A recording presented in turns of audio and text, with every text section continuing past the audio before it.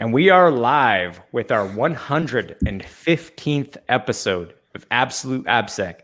I'm Ken Johnson at CK Tricky on Twitter, joined by my co-host, Seth Law, at Seth Law on Twitter. Seth, say hi. Welcome back, everybody.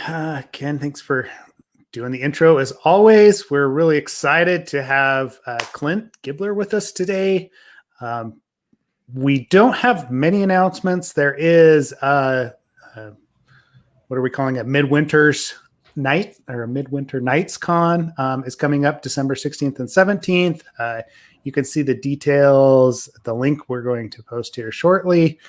Actually, the schedule's not up, but it will be later today. Wow.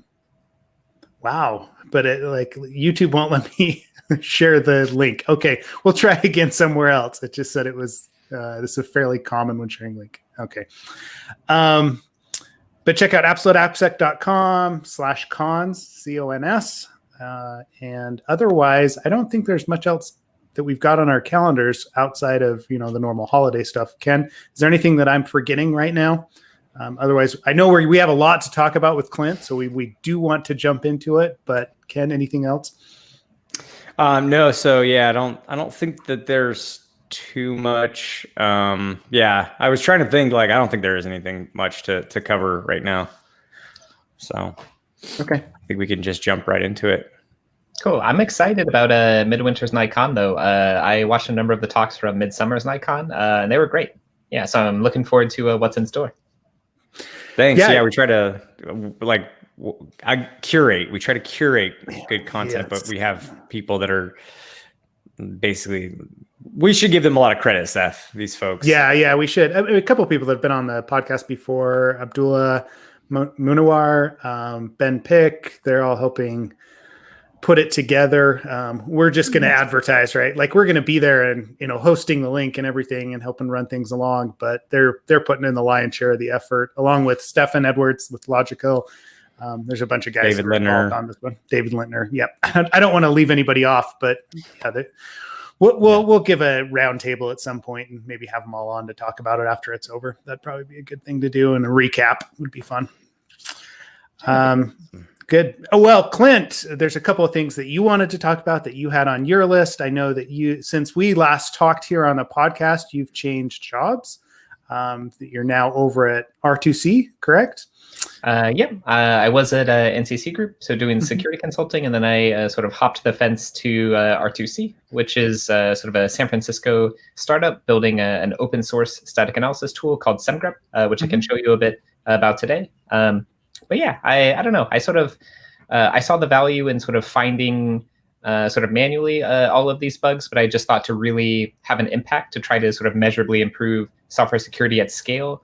I was trying to find a way to do that, and I thought by helping build sort of the tools that I wish I had, and then helping more people have access to tooling like that would be a high leverage thing to do. So I decided to give it a try, and it's been a blast so far. Yeah. So what does your new position over there actually entail? Are you doing research? Are you doing development? What is your position? A little bit of everything, as is the case, I suppose, in small startups. So I'm head of security research, which means I do basically a little bit of everything from helping sort of be a pro user of the product and sort of advocate for, as, say, an internal AppSec engineer or as a security consultant, what features would I want? We have a security team who's writing new checks for the security tool, as well as just sort of a security vision for where the product might head, and helping with sales, helping with marketing, writing blog posts, really just everything. Okay. Writing code, prototyping new things. Yeah, it would be hard for me to choose one thing that I don't do at least a little bit. Not necessarily well, but I do it a little bit. Yeah. No, that's good, right? I've been on the static analysis side, right? I've always felt that there's kind of this gap there. The manual stuff that you're talking about is extremely useful, and I know as a consultant, that's what I end up spending the majority of my time on that side of the fence, right? I may scan something using, we had Mark Pfefferman from Checkmarks on, a few weeks ago. I may spend some time with that, but the majority of my existence when it comes to code review. And the code review course that we taught, you've been to it before, right? Is all about that manual side of things. So any improvement to a tool or an IDE that speeds up that process is definitely a plus in our book, right? And like I always go back to kind of the model when we're doing Rails applications and Brakeman, right? The open source Brakeman scanner, the output that comes out of that is extremely usul to me. Yeah, as opposed to some of the others. And so it feels like that's kind of what Semgrep is turning into.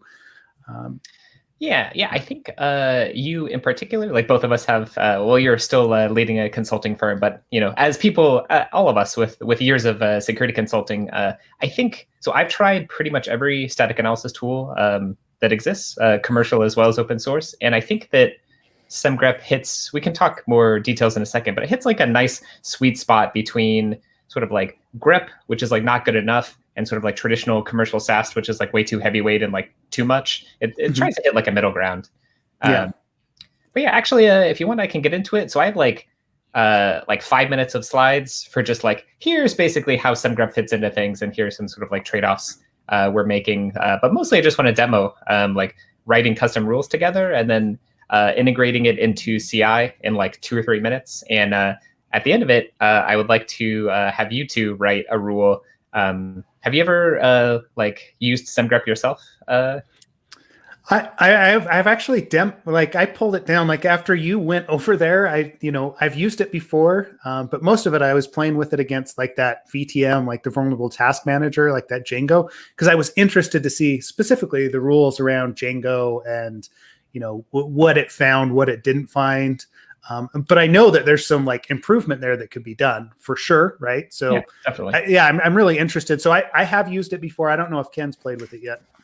I'm actually downloading it right now, and I have a good use case for it. So yes, cool. So right now, this is actually perfect because I would like you to not be experts at it, because I want to show you that you can go from like knowing basically nothing about it to using it proficiently in like half an hour.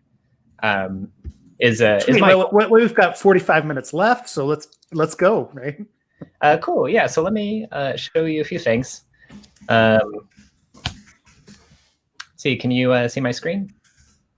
Oh yeah, we can switch over to it. There we go. Yeah. First of all, like mad props to you guys. Sorry, give me 1 sec. We're trying to figure this out. No worries. There's too many cooks in the kitchen here. Yeah, there we go. But yeah, when I saw number 115, like, man, doing TLDRSec is hard. So major props to you guys for keeping it up for over 2 years. That's awesome. Thanks. Basically, I want to teach you to write rules from scratch. And then at the end of this, I'm going to have you, not me, write a rule to find an unauthenticated route in like an example vulnerable Flask app. Like, hey, these are the routes not doing auth, which is something to your guys' training point. Like often you want to look at, like when you're doing, say, code review or a pen test, like what is the external attack surface? Often in web apps, that's routes. So this is like an example real thing. So getting you to write something given that you've never done it before, maybe it's a bold claim, but I think we can do it. Let's not really talk about me. So I work at R2C. Before that, I was a security consultant. I also do a newsletter called TLDRSec, where I sort of read a ton of stuff and sort of distill it down into one place. Here's like a obligatory Zoom company shot of R2C because it's a pandemic. Basically, I just want to tell you like a little bit about what is Semgrep, what's the background, where does it fit into other existing things. But mostly, I just want to like use it and write some rules with you all because I think that's more interesting than slides. So basically, Semgrep is very customizable. It's lightweight, and it's open source static analysis tool for finding bugs. Interestingly, R2C actually didn't create it. It was originally created by Yuan, who was the first program analysis hire at Facebook, where they used it to enforce, I think, like over 1,000 secure coding patterns internally. And basically, R2C hired the original author, and we've sort of been building it out even further than it was originally.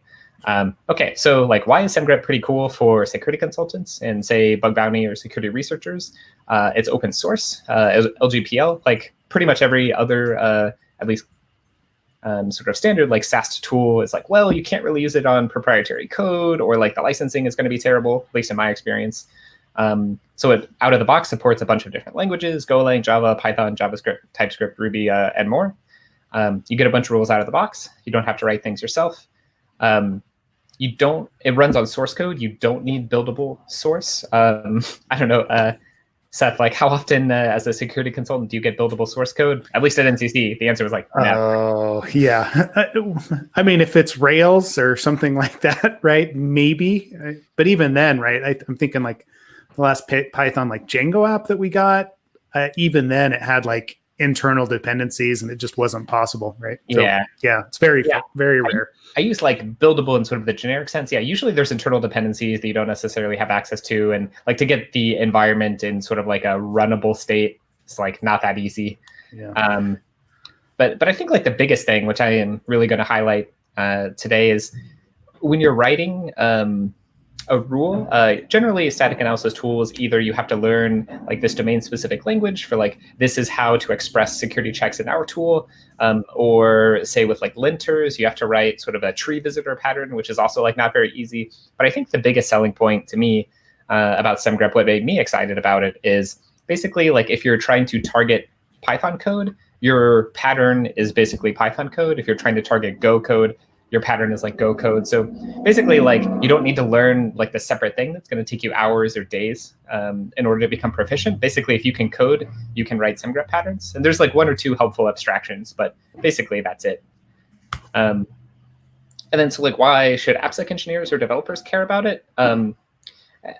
There's like this idea of like, we have like these internal coding standards, or every application has its own sort of implicit assumptions about how the application works. Like, you know, this function must be called before this function, or make sure this function, like the second argument, like is a hard-coded string or isn't.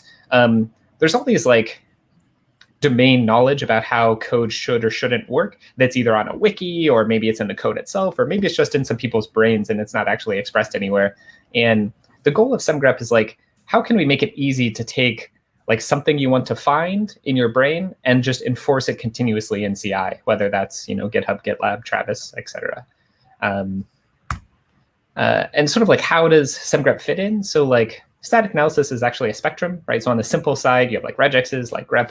On the advanced side, you have sort of whole program analysis, where you're doing like control and data flow across many files, say like thousands of lines of code. And then in the middle, you have sort of some strengths of both sides, where your analysis necessarily like isn't as complex, but it's a bit like faster and still language aware. So you're operating on like abstract syntax trees.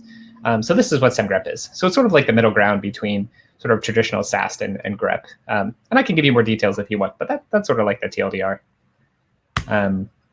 So people often are like, hey, how does this fit in with other tools? So most engines historically, well, basically static analysis tools have two core parts. They have like the rules, which is like the security domain knowledge, and then like an engine that can basically parse source code and then apply those rules to find bugs. So historically, pretty much every tool did not have an open source rules or engine. So CodeQL is like super cool because they did open source their rules, which I think is awesome. But most of these tools, the engine itself is not open source, which means you can't run this on closed source repos for free. But for none of them, they have like a sort of like dashboard, SaaS app, whatever, being open source. So for us, this is how we're making money. Basically, it's like, if you want to run it yourself, free, run it on proprietary like internal source code, it's free, like cool, do whatever you want. And then our idea is like, how do you sort of manage Semgrep at scale? Like, how do you sort of choose what to run where? Like have different scanning policies for like Django apps versus Rails apps, things like that. And like metrics, dashboard, alerting, whatever is sort of like, but everything besides that is free and open source, just to give you like a mental model for it. Also, I wanted to find like the most annoying GIF possible. Cracking up over it. I'm over here like trying to hold it in while you're talking. Yeah, because I was like, what is the most like pretentious like I don't know Money. MBA like dollars. Make it rain. Yeah. You guys are rolling it over there, right? Yeah, I was like make it rain GIF, and then I was like, what's the most annoying one that I can do? So I'm glad you appreciate it. So yeah, I think like open source and being involved with the community is very core to R2C. And one thing that this is still early stages, but we're sort of trying to work with the OWASP community, specifically like the ASVS project, which is sort of a excellent document for various security controls, and the OWASP cheat sheets, like this is good code, this is potentially dangerous code. So basically we want to make it easy to say, like, given all of the code in your org, are you compliant with various like security standards just like immediately? You don't have to like do like extensive code reviews, at least to get some initial understanding. Obviously code review still has an important role, but like, can we at least give you some sort of like baseline risk assessment?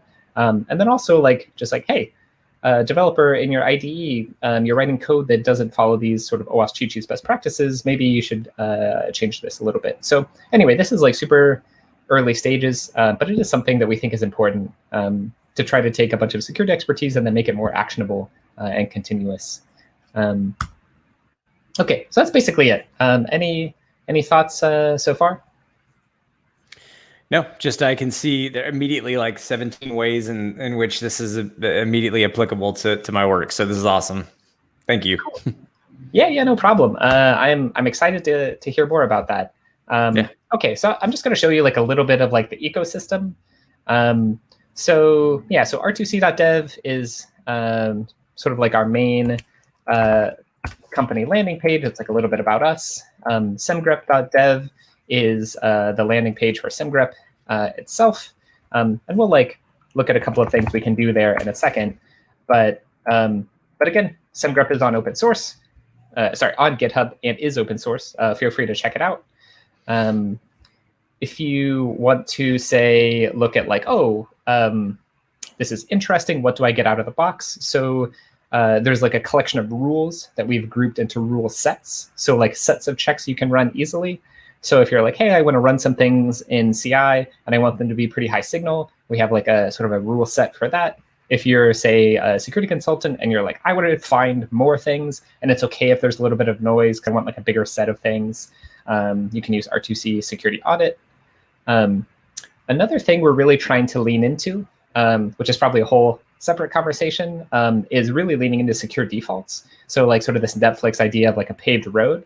And I think Jacob and you all chatted a lot about this last time, about like, how do we sort of build sort of secure libraries and have developers use them?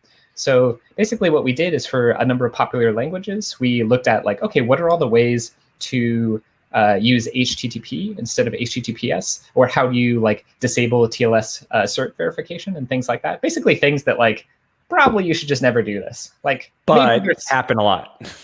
Like, yeah, it's like, it's easy to do because, I don't know, maybe you're integrating with a third-party service and they like haven't done their certs properly or something. But basically we're starting to write rule sets where it's like, what is a type of thing that ideally we never want to have happen, and then make it easy to flag all the places in your code where that happens, so that you can ideally have some confidence where you're like, okay, if you run this rule set on all of your repos, it's pretty unlikely that you're ever going to, say, not use TLS, assuming that the rule set covers sort of the libraries and things that you use.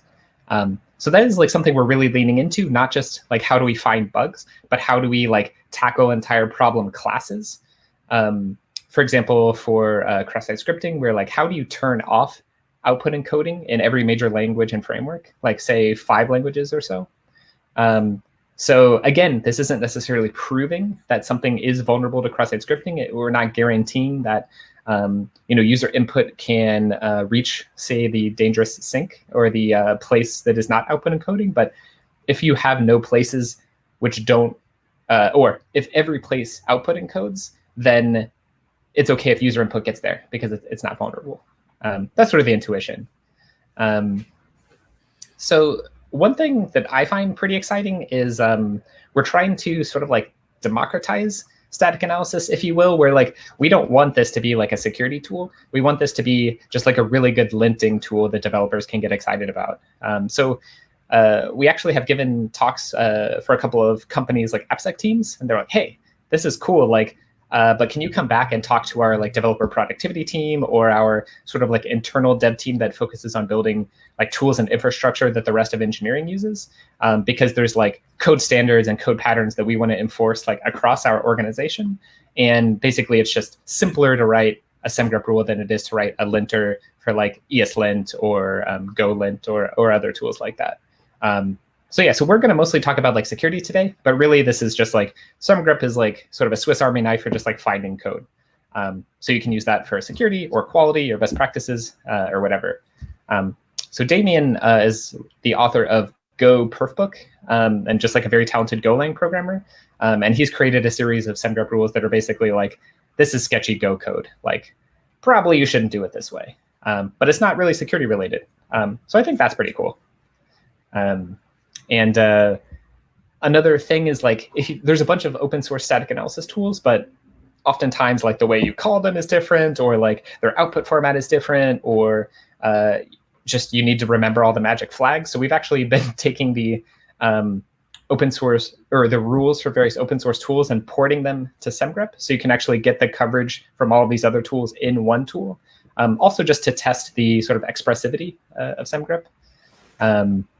So in some of the sort of packs above, you can be like, oh, this rule set will actually effectively run like Bandit and GoSec and Node.js Scan and others. Actually, Ajin, the author of Node.js Scan, has ported all of his rules for Node.js Scan to Semgrep under the hood, because previously he was using regexes, and he was like, oh, this is like more effective in high signal, because obviously regexes can be a bit noisy. Yeah, I feel like that maybe kind of answers this question, but we had one which was, how hard is it to add a new language?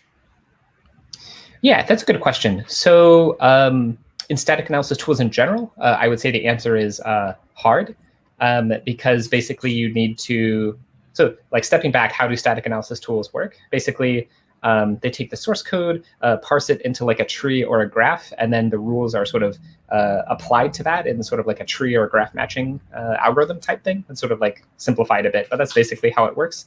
So when you're adding a new language, you basically need to add sort of a front end parser that can turn the language into the sort of intermediate representation that the engine operates on. So in general, I would say that's hard. However, we actually have a pretty neat trick that we stumbled across. So actually, I think, so there's a very cool project from GitHub called Tree Sitter, which basically is, I think it's powering Atom and maybe the sort of jump to definition on github.com itself. But basically, it's sort of a collection of parsers for many languages to basically try to take away some of this burden that's like making it hard to parse. But basically, Semgrep leverages Tree Sitter, which already has grammars for many, many languages, like 30 languages. So rather than maintaining and building parsers ourselves for every language, we're leveraging this existing project from GitHub, which is awesome. And we've actually pushed back a lot of work as well, I think, especially for TypeScript. But yeah, so it's not a ton of work for us to add new languages. It's maybe like a couple of weeks or a month or two. I would say Elixir is not currently a top priority. I'm actually a huge fan of Elixir. I think it's an awesome language, but we're sort of going based on customer asks. So we will get to every language eventually. But I would say in the last maybe 4 months, we've added 1 or 2 languages. And we will probably add another couple in the next few quarters, probably. But yeah, thanks for your question. Does that answer what you were thinking? And that was, by the way, that was Matt Conda. Just as Jim Murray. Oh, cool. Thanks, Matt. Sorry, Seth. No, I wasn't familiar with Tree Sitter, but that's that does feel like it makes the whole static analysis from any perspective more approachable, right? I mean, obviously, you guys are already full on down the road of implementing it, across the board. But yeah, is that We don't need to get into it. I can do research into it later. So, but yeah, I will. That looks good. Yeah. Tree Sitter is a cool project, and it's really a nice, I think, service to the community that GitHub did in open source and maintaining it. So thumbs up to them. Yes. Okay, cool. So yeah, that's I guess if you want, there's also like a bunch of docs. I'm just going to show you like some of the things Semgrep can do today, but there's really like a ton of things that we won't have time to do. So feel free to check those out. We also have a community Slack where we're pretty responsive. If you have any questions about getting set up, or you're like writing a rule and you're like, it's not working. So yeah, feel free to check that out. Okay, yeah. So let's just start writing.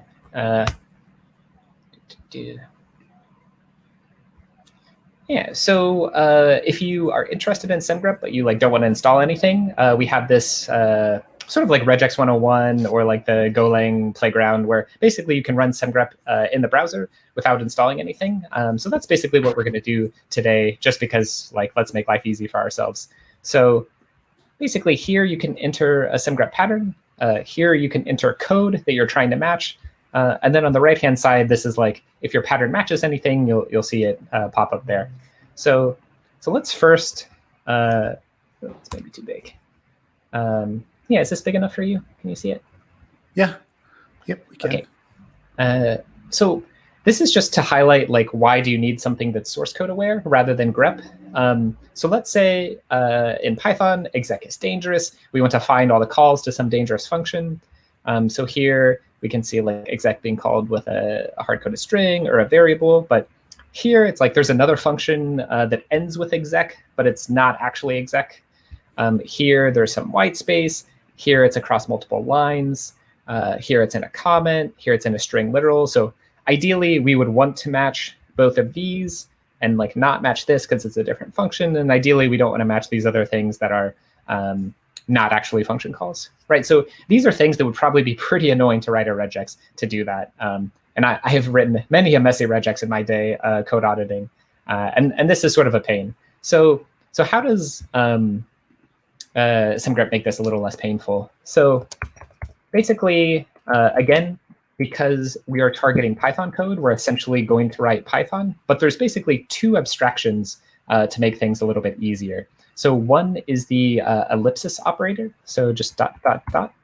And that essentially means we want to find all calls to exec that can have 0 or more arguments. So we don't care if there's 1 argument or 2 or 0, just find any of them.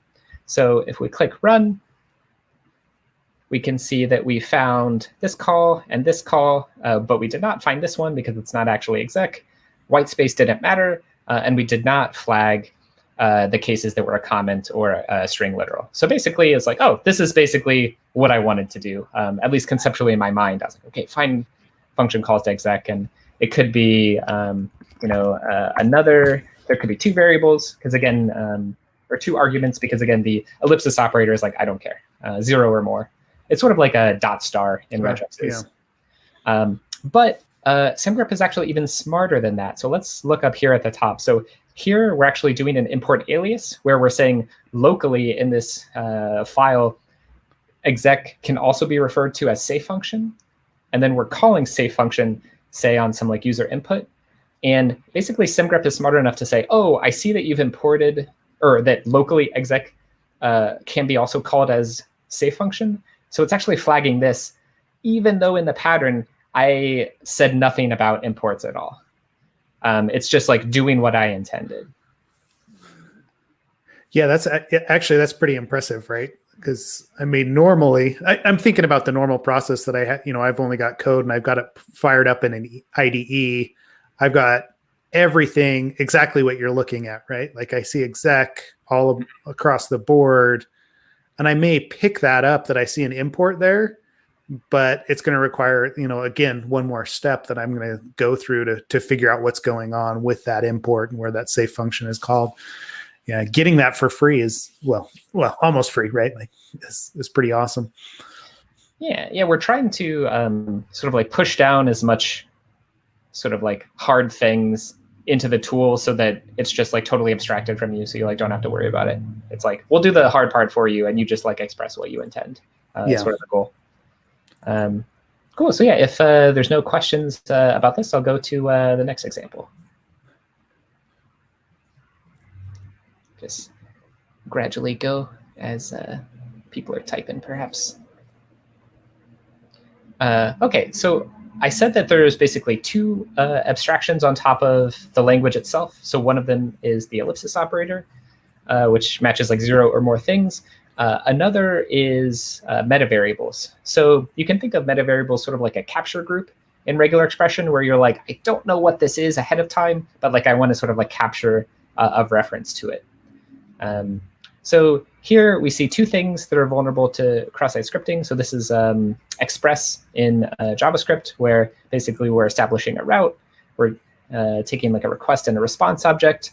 We are getting a URL parameter, and then we're just directly writing that to the response. So just sort of like classic cross-site scripting. So let's see how metavariables can allow us to basically sort of track how code is flowing through this function.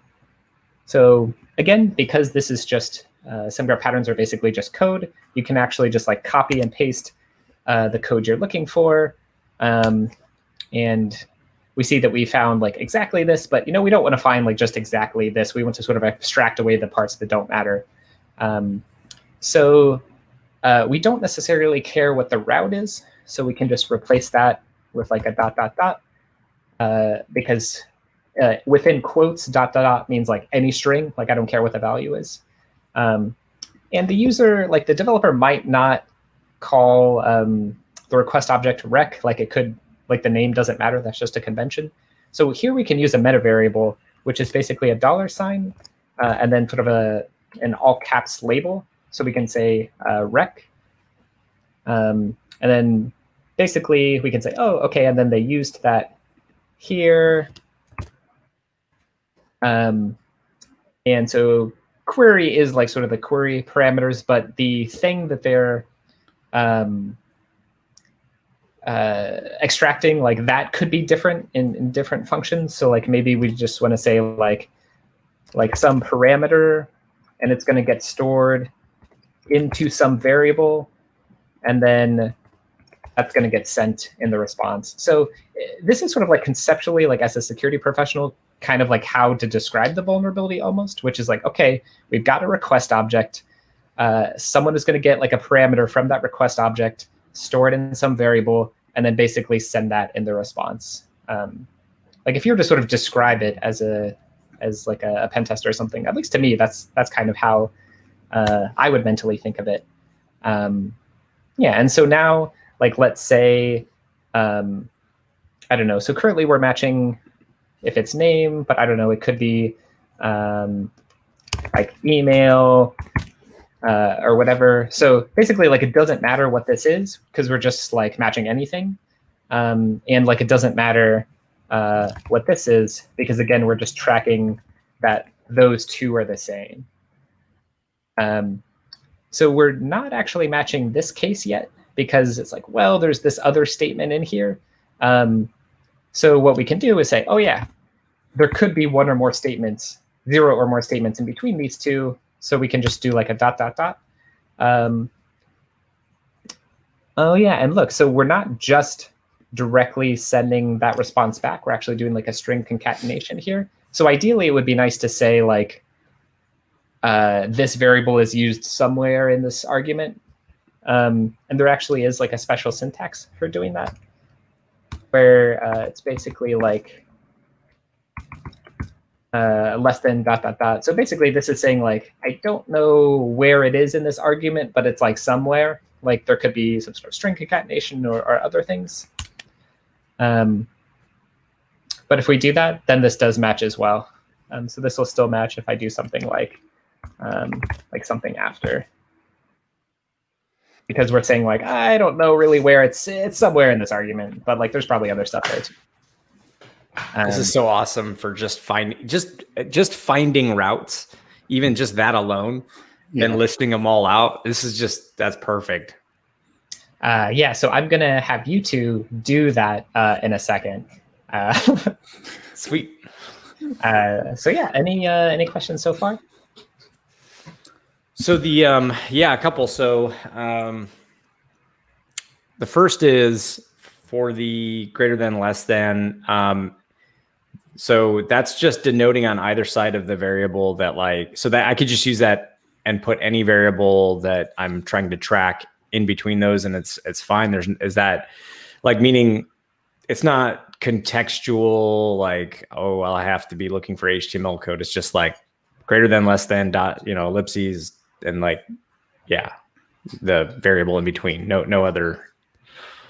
Yeah. So let me answer and then tell me if this is not actually answering your question. So in this case, this is sort of like an HTML response, but in general, the syntax is basically just saying like, as an argument to res.write, somewhere in there, so somewhere in the complex expression that could be the function argument, there's like this meta variable. So like basically any function call that you want to say like some user variable like gets into there somehow, like because like maybe there's like a ternary operation, maybe there's like nested function calls inside there. It's basically like anything can happen inside here, but somewhere there's this meta variable. So it could be just that meta variable, or it could be like 10 other things. But as long as this sort of a variable that's gotten something from a request parameter is in there, or just whatever context this is just one example, it'll still match. Yeah, that's super helpful. And then, well, actually, you know what? I'll ask this question at the end just to see if, like, because you might cover it. So I'm going to save this another question for later, just to see if you cover it. Okay, cool. So, yeah, please do. So yeah, let's. So basically, let's just walk through like one more example, and then I'll just like show you a few things quickly. But this can be the last one that we write together. So this is Java. So we've looked at Python, we've looked at JavaScript. Here's a Java example. In a lot of applications, there's like business logic. Like in every app I've ever pen tested, there's like assumptions about how things should or shouldn't work. So Semgrep, again, is not just for finding security vulnerabilities, but also for enforcing like business logic. So let's say this is like an example hypothetical financial trading application where you need to call this verify transaction on an object before you pass that object to make transaction, because maybe it's doing some sanity checking, it's making sure the state is properly vetted, or something like that. So let's say that's like the business requirement goal we're trying to enforce. And here's just a couple of code examples. Like here we're calling verify transaction, and then we're calling make. Okay, this is perfect. This is what we want to see. But if instead we're calling make without verify, like this is bad. If we call them in the wrong order, that's bad.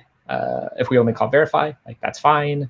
There could be other statements in the middle, and so forth. So let's think of like, how do we take this idea and express it in Semgrep? And it's kind of hard to express the absence of something, like the absence of verify. So I think conceptually, one way to express this is saying like, let's find every function that calls make transaction, and then let's filter out all of the cases that don't call verify before. So it's like find everything and then filter out the ones that are sort of like false positives. So far we've looked at the ellipsis operator and meta variables, but there's like one more thing that we're going to look at, which is basically patterns are composable. So you can say like, this must be true and this must be true, or this can be true, or this but not that, sort of like Boolean combinations. So basically what we're going to do is say like, find every function that calls make transaction. And then we'll do and is not. So again, there's like or like and is not, basically calls verify first. It's conceptually what we're going to do. So, okay, so yeah, questions? No, I was just going to say, like, in the course we often talk about anti-patterns, right? Is kind of what we're talking about here, and that was going to be my question. So I'm glad you're jumping into it, because it always is like, when I'm looking for, hey, where am I missing these operators, right? That kind of an idea. It's the same. I mean, it's the same process. So continue on. I was just, like, I think of these as anti-patterns, but that's just me.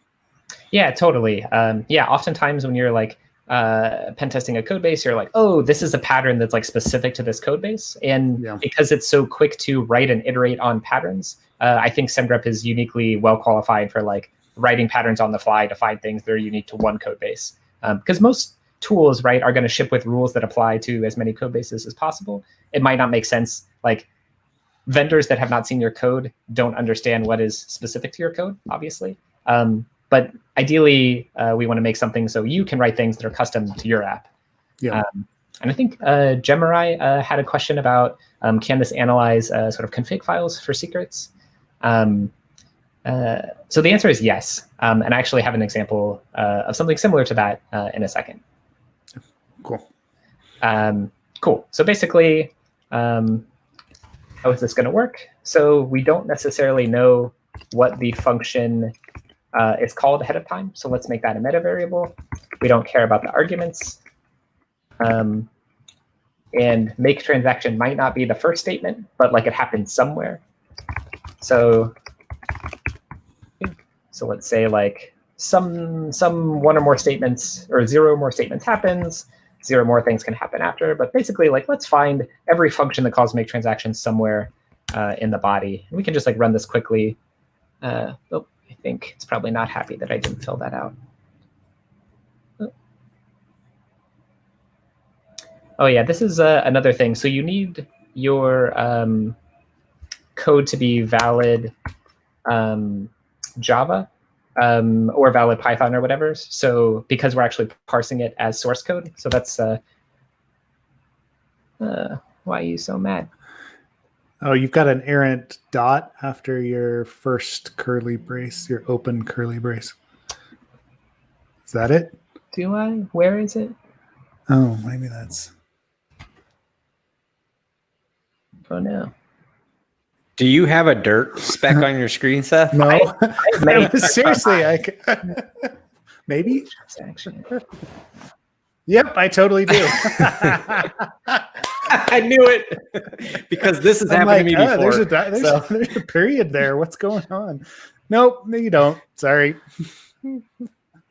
I have totally done that before on my laptop screen. That's why I was like, I wonder if he has the same thing because it's happened to me. It looks just like a period. Yeah, you had to have a void. You have to have a return, right? That's yeah. We needed some sort of return type.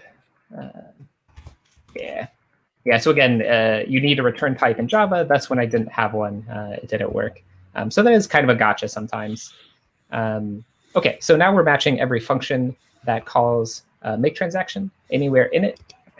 And we basically want to filter out the cases where verify is called first.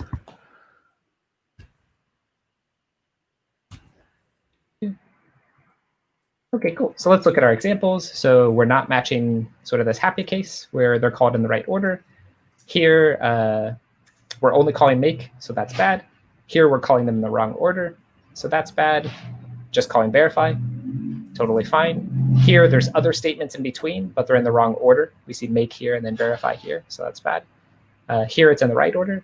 But this last case is kind of interesting because we're actually verifying one object, but calling make transaction on another object. So that's probably a bug, right, in our system. But we can actually fix this by using meta variables. So here, we're not caring what the arguments are.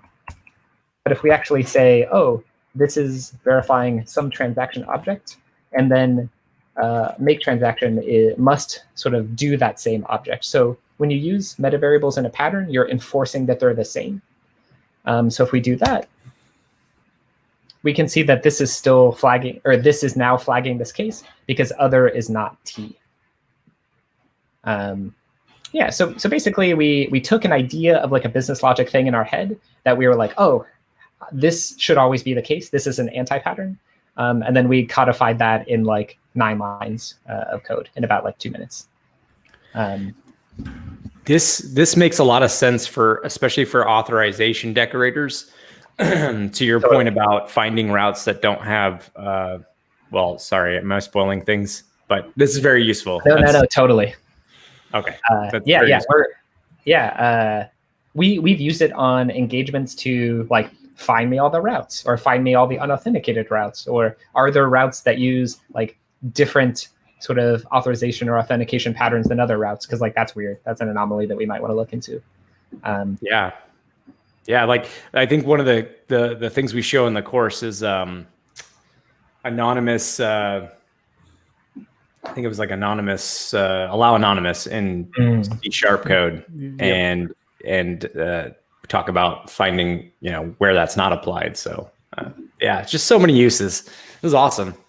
Nice. Yeah. I'm glad you like it. That's great.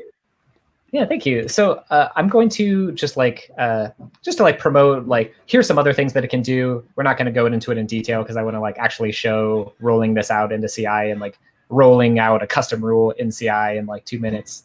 But just to sort of like highlight some of the things it can do. So sometimes you want to be a little bit more specific and say like, oh, I want to only match, say, function calls that are exec, but if it's a runtime type. So in Java and Golang, which are statically types, you can do that. So here we're flagging this rt.exec and arg.exec because they're both of type runtime. But if there's like another object that is like the implementation of exec is like, safe, like it's fine, we can like basically do like a type aware query, like find only this type. Let's see. Let's say you have a standard way that you want developers to access secrets.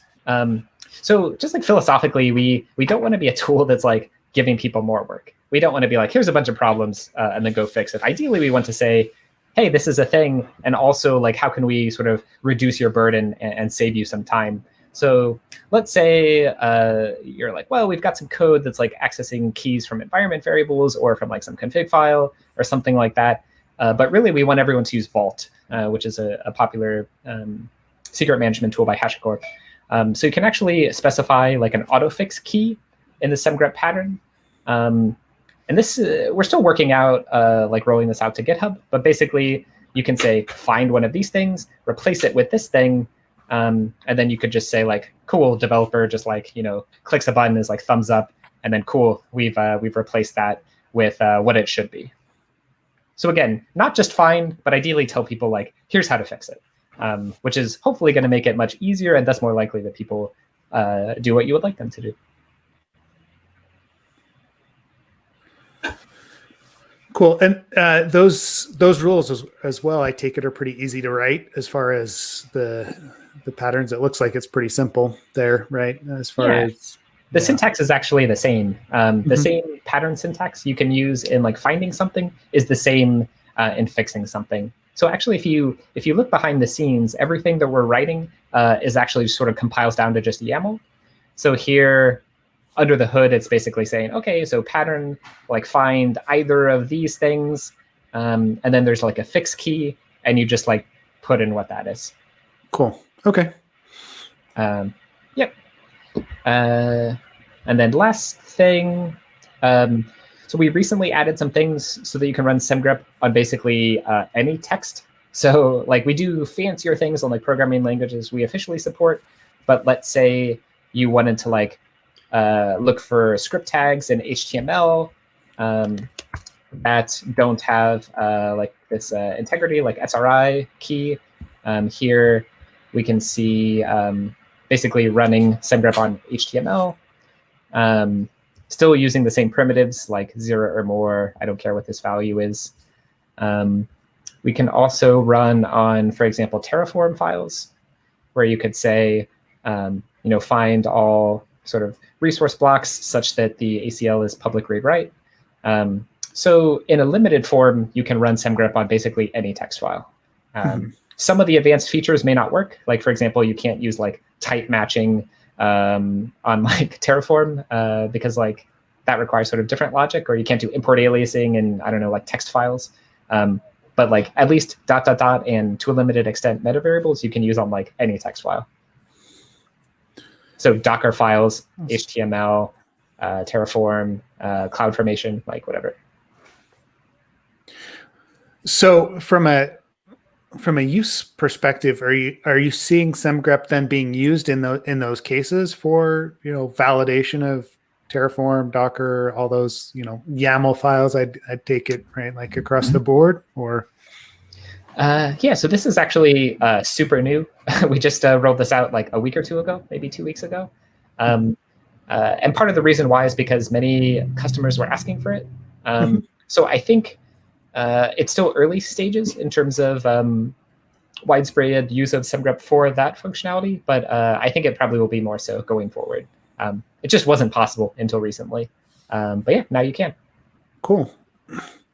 Yeah, I can see it as being useful, right? Rolling kind of all of these standards. It goes back to the idea of a security guardrails, right? Across the board, whether it's code or anything that is represented as code, you want to validate before you push it out. So I can see that as being extremely useful. Matt's asking Semgrep versus OPA. I don't know if that's a open policy agent. Yeah, that's a good question. So like OPA and so there's like a tool like ConfTest as well. I think that's often used with OPA, which is basically for vetting sort of that YAML files have the certain properties or do or don't have the certain properties that you expect. So I think OPA does like a lot of things. I'm not an expert with it, but I believe it sort of has like broader purposes rather than just sort of like this specific use case. And I think ConfTest is sort of targeting YAML specifically. I would say that there are probably some things that OPA and ConfTest can reason about YAML files that is like not yet supported by Semgrep, because that's been like their only focus, whereas we're like focusing on analyzing like every language, and YAML is just like one example of it. So they're a bit more specialized and tailored. So at least at this point, they might do a better job. But our goal is to enable basically any possible use case in terms of reasoning about any text file. So I'd say they have like a bit different focuses. And right now they may be a little bit ahead, but it is something we're hoping to get better at soon. To be honest, I just like haven't played extensively with OPA or ConfTest, so I don't want to like claim something that's not true just because I'm not in detail familiar with it. Makes sense. Right. It sounds like there is some crossover functionality there, but it does go across the board, and I can see I go back to the usefulness of having a single tool that you're using for, multiple different purposes. But it's not going to be a fit for everybody. I don't think there's always, there's always use cases that kind of fall outside any one tool's area of expertise, I guess. But yeah. Oh yeah, there is. I don't think I have any examples of this, but so we knew that people were going to want to do crazy things in Semgrep patterns, and we're like, we don't know how to build out all of that. So we actually created this escape hash called patternware Python, where you can actually put basically arbitrary Python into your Semgrep rule, which will then be passed to the meta variables you've matched. So you could say like, like match this string, and then in Python you could say, does this string begin with like HTTP? Well, actually, there's like a separate thing that you can do that doesn't require arbitrary Python. But basically, like if you wanted to write like, I don't know, a block that evaluated the entropy of a string in Python, like you could do that in Semgrep itself. All right. Yeah. So that's kind of the extensibility factor, right? That you've built in, or that they've built into the tool there. Yeah.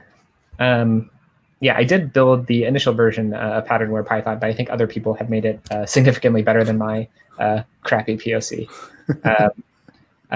So basically, I wanted to show you like rolling Semgrep out to CI. So basically, so far we're like, here's how to write patterns. The registry has a bunch of patterns already. But let's say you're like, hey, this is kind of cool. I would like to use this on my repos. So how would you do that? So if you go to manage here on semgrep.dev, we basically take you to this dashboard where you can sort of set up a series of projects. And The idea is, rather than having to say do a pull request to every different project, like let's say you have tens, hundreds, thousands of projects at your company, every time you change like what checks do you want to scan for, you add like a new check as you have sort of new anti-patterns you want to block. Like you don't want to do like 1,000 PRs to 1,000 projects, right? So basically this Semgrep app is a way to say, whenever you run Semgrep in CI, it's going to reach out to this service if you want it to and say like, hey, what policy should I use on this repo? So basically you can centrally manage as an AppSec team everything that is scanned on every project. So there's like a series of policies where you could say, I want to scan like every Django repo with these rules, every Rails repo with these rules, every like Android app with these rules. You can have like exemptions for different things. So I'll show you this more in a second. It also handles like notifications, like Slack, email, stuff like that. But yeah, let's just show setting this up on a new project.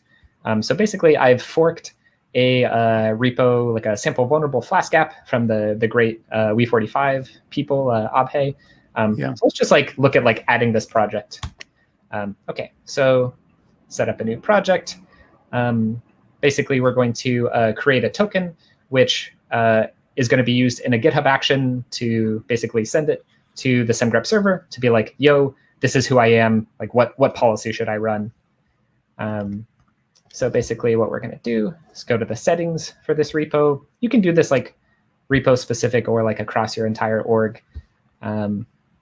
Basically say, okay, we've got this secret. We've got this token. We'll just save this. And this is going to be used by a GitHub action we add to this repo in a second. Yeah, so basically, like Semgrep is never going to send your source code to our servers. We don't want it. It's just very high risk and high liability for us. So we do send back like snippets of results so that you can like see it in the UI, so that you can do like dashboards and metrics and like what is your fix rate, how long are things, how long are bugs open, blah blah blah, stuff like that. But yeah, we're not trying to send your source code to us because that's like honestly super risky for us and we don't even want it. Yeah, I feel like that's becoming more of a common thing of just like the snippets versus the whole code base for the reasons you listed.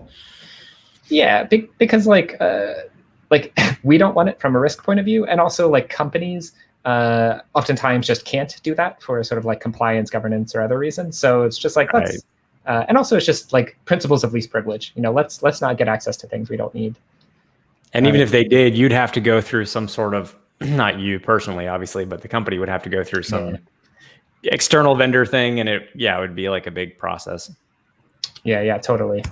So basically, we're given this little snippet to say, here's how to use it on your CI platform. So here we're going to do GitHub, which is sort of like what we're mainly focused on right now. But you can also use this in like Jenkins, Travis, GitLab, whatever. Okay, so basically now we're just setting up a GitHub action. YOLO commit to main. Okay, so basically now when we push new code to this repo, Semgrep is going to scan it. So it sort of gives you like an example. Here's like a simple thing that's going to fail. So let's just do like a very simple. So we have a check for if you ever have a comparison where the left and right-hand side are the same, because probably this is a bug. You probably didn't mean to do that. So let's create a new pull request. And obviously, if you're like doing this from the command line, like it works the same. It's more just like it's easier to do it in the UI for this demo. So basically, since we've set up the GitHub action, every new pull request is going to be scanned by Semgrep, and then we'll get the results here.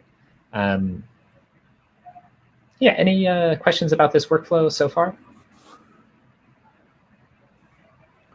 I don't think I would have questions. I'm too familiar with it. So, it's very for me, it looks pretty straightforward. Yeah. Yep. Yeah, it's just like, how do people already do this? You just add another like GitHub action or another GitLab runner. Just we're not trying to reinvent the wheel. We're just like, how do people do things already? Cool. Let's make that super easy. Cool. So Semgrep is already done. We can see that we have a nice pull request comment here that says, hey, this is always true. Basically, like, yeah, don't do that. So cool. So that's basically it. If you go back to here, we can see that this new repo now showed up, and we found one thing in the last scan. And soon we'll have various like dashboards, reporting, metrics, tracking burn down over time. We can also see that I've configured this private Slack channel to basically send me alert to say, hey, on this repo, this pull request found this thing. So you can imagine having like piping this into like your AppSec channel to say like, oh, here's things that we might want to look at asynchronously. One thing that I think is pretty interesting is there may be checks that you want to run that are very high signal that you want to say block the build if you find them. But there's other things that are maybe lower signal that you just want to like alert the security team about. So basically you can like turn these on or off. Like, hey, this is like a security thing that I want to know about. Like someone's using crypto, but it's not necessarily a bug. So you could say like, don't block CI, but do notify me via Slack so that you can sort of proactively reach out to developers if it's like something you want to chat about. Yeah, so unless you have any questions, I think that we should write a rule together. And by that, I mean you all can do it, and I will just watch. You'll just watch us flounder. Is that that's what's going on here? Yeah. I will type, and then. Oh, okay. There we go. Yes. Yeah. So let's like look at the code for this vulnerable Flask app. So here, it's like a pretty common Flask pattern. So so you're like defining your route. You're doing some sort of like authorization check. Here we're looking for like a JWT value in the authorization header. So like if it doesn't have it, error. Otherwise, verify it and then like do other stuff. So I would like, let's say we're the AppSec team managing this repo. Like I want to find like whenever someone adds a new route that does not do an authentication check, because like or an authorization check. Does that sound like something that you'd be like, oh, this is interesting? Definitely. 100%. Cool. So I've copied just some like example code into here based on sort of the code in this repo. So let's say here we have a route where we are doing this auth check. And there's one that it's not. Here, it's not. Here, like both of these were not, but like the HTTP methods are different. There's like some extra statements in here. Maybe the response code is different. Maybe like this message is different.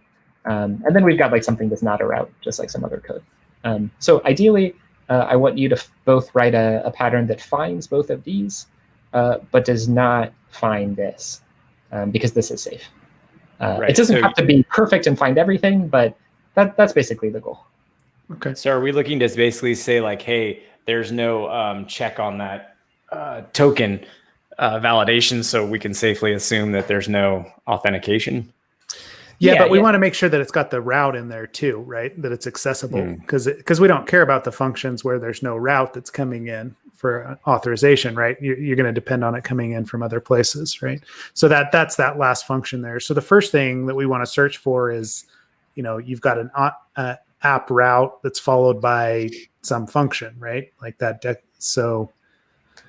I guess conceptually, can you describe to me at like a meta level how you would find this, just before you like dig into like the specifics too much? Like I guess like in like a sentence or two, how would you like maybe just in English describe it? So if it has a route and it doesn't check or it doesn't do the authorization bit, would probably be the we could probably, because like Seth, we would probably want to just get the request.headers.get because whatever the token, what that token equals, that receiver is like, could be anything anywhere throughout the code. It could be like some safe token or whatever. So we just want to get so those two things I think are the main bits. Also, like if it's, I mean, going further, we probably also, if there's not an actual conditional check, then that would be an issue too. Yeah. So. Yeah. Well, I mean, so we've got is it a route?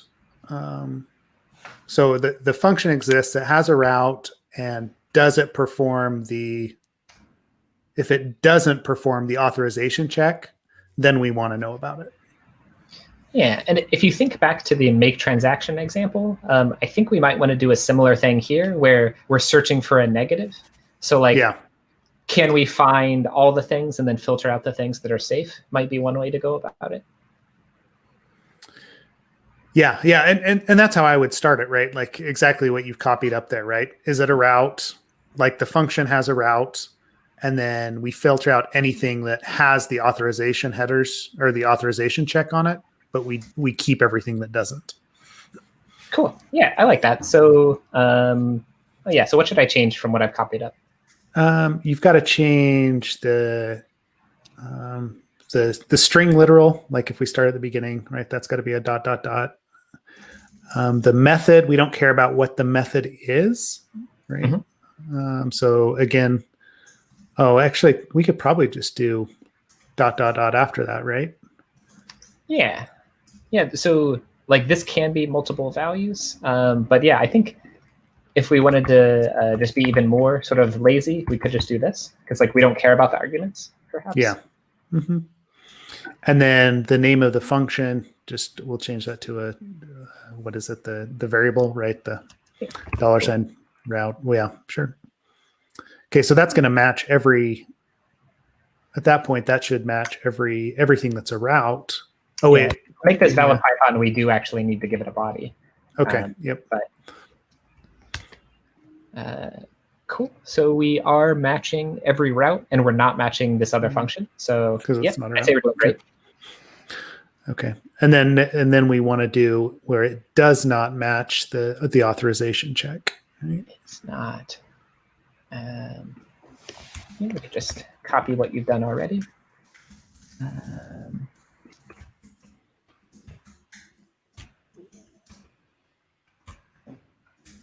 Are you saying something like this, perhaps? Yeah, maybe.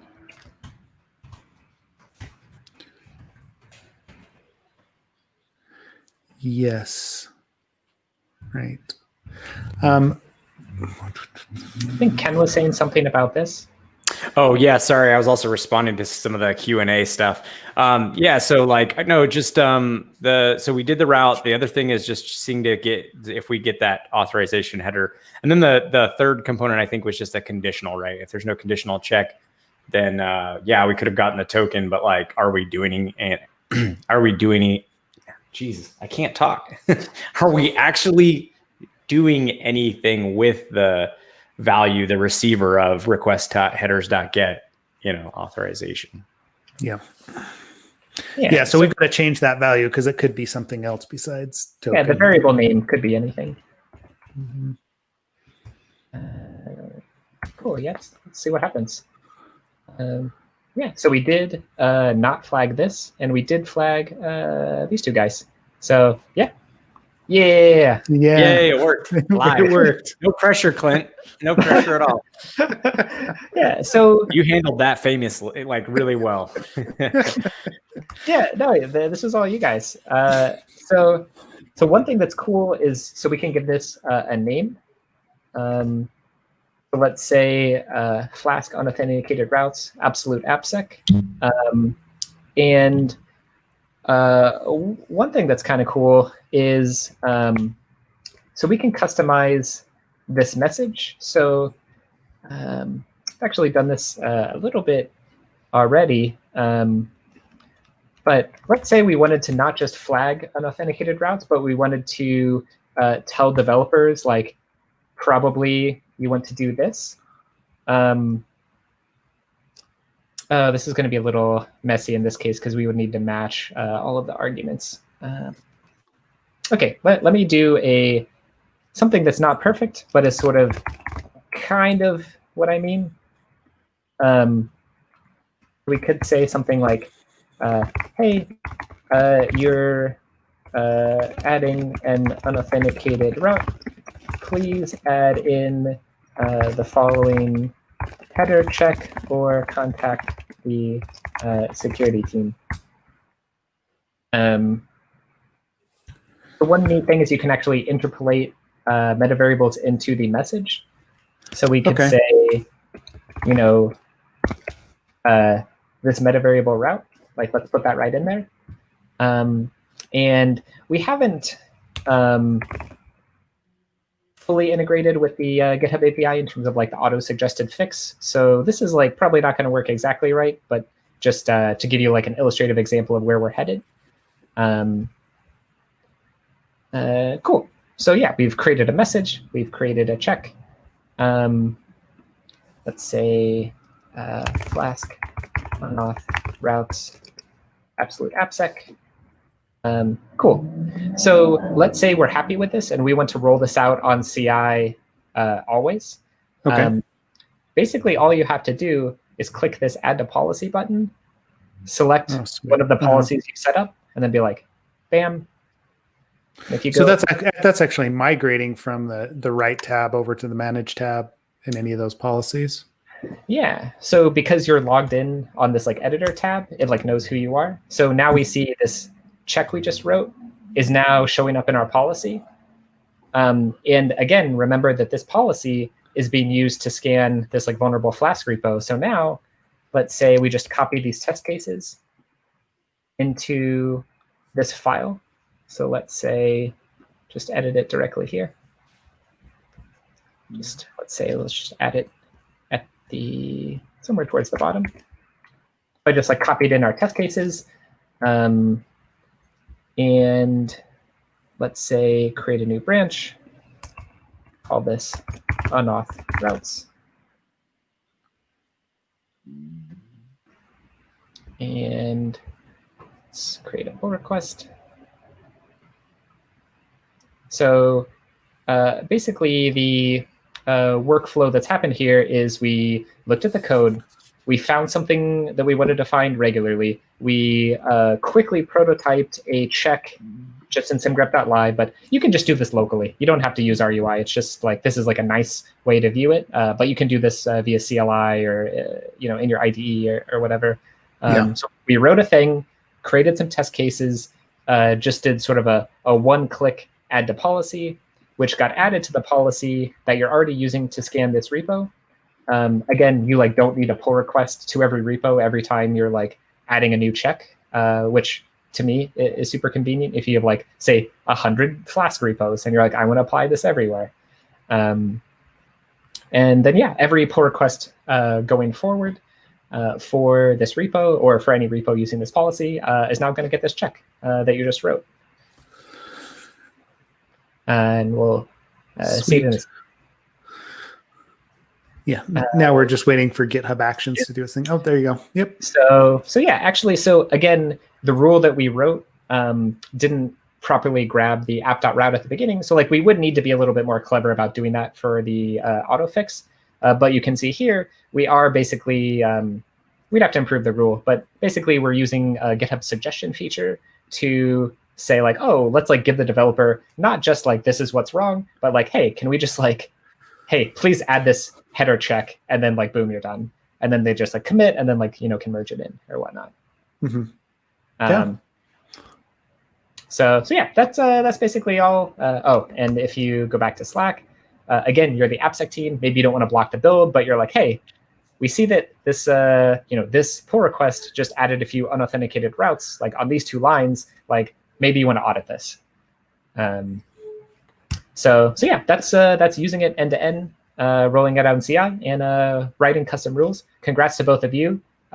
You learned how to write rules and you wrote one in about an hour. So sweet. Clint, that was amazing. That was seriously. Yes.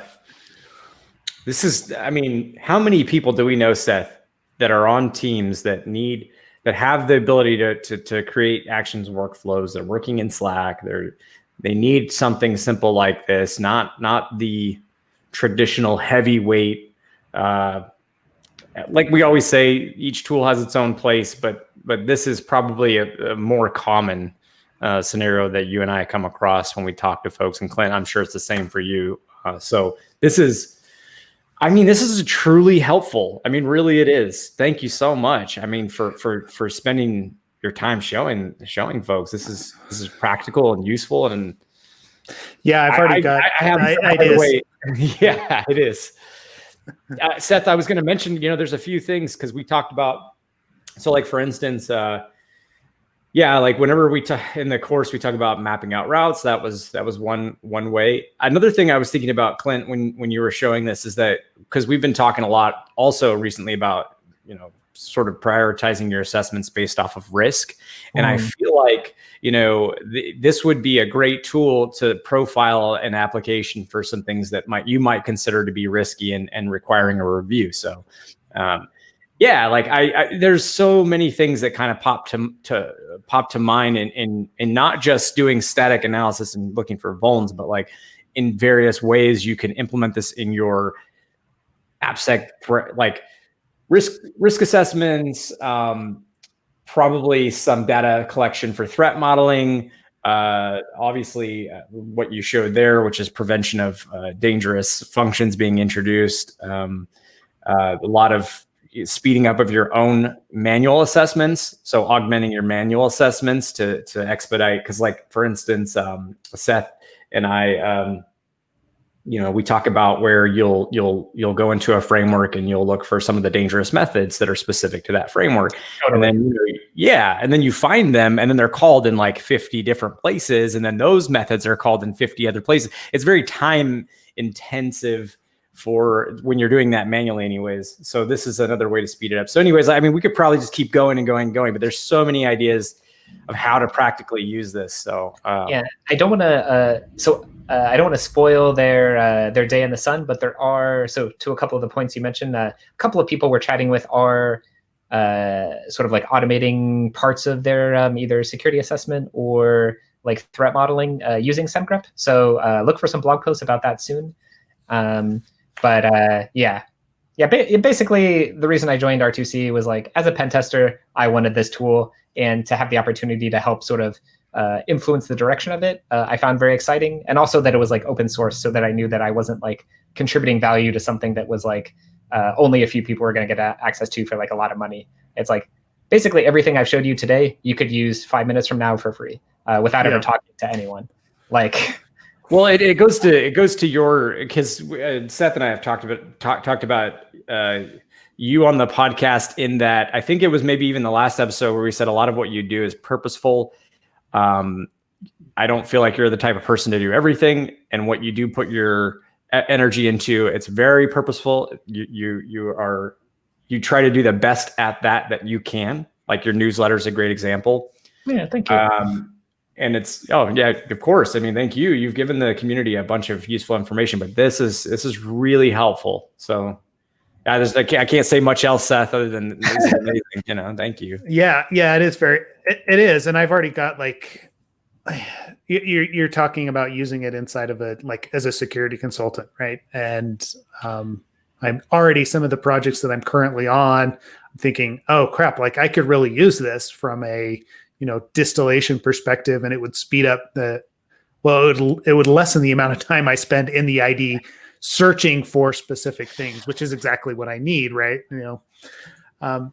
Anyway, yeah, I know we're over time, and we want to be cognizant of that, Clint, that we don't want to take up too much of your day. That being said, we did want to promote, TLDR Sec, right? If you haven't subscribed to it, you should, because it's awesome. Like I think we pull ideas.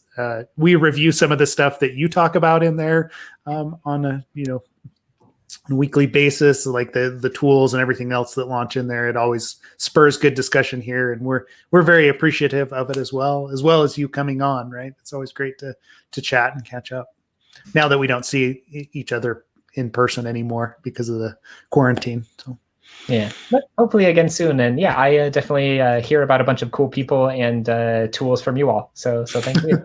Yeah, thanks. Let's see. Anything else that you would like to promote, Clint, before we, we'll close the show for today? No, I don't think so. Just give it a try. If you find you're like, oh, I wish Semgrep did this, or I found a bug, please file a GitHub issue or just reach out on our Slack. We just want to make a nice tool for the community. So if you can help us do that, we'd be happy. Great. If people do, and by the way, that's semgrep.dev for the folks who are listening and not on YouTube, Apple, Spotify folks. So if people start using this tool and they have some interesting use cases they want to give to you, should they reach out to you about that? Is there a specific avenue? Is Twitter the best way? Which, by the way, we got to put your Twitter handle out there, but yeah. Yeah, I would say the best way to make sure everyone at R2C sees it is probably to post in the community Slack. Feel free to DM me. I'd be happy to chat with you. But we have actually gotten a number of product features that have gotten rolled out into the open source tool, just from community people being like, oh, I wish it did this, or why doesn't it do that?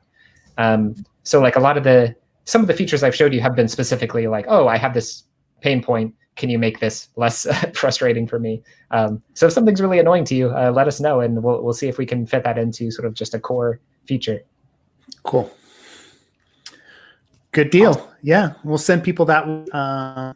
Again, appreciate your time.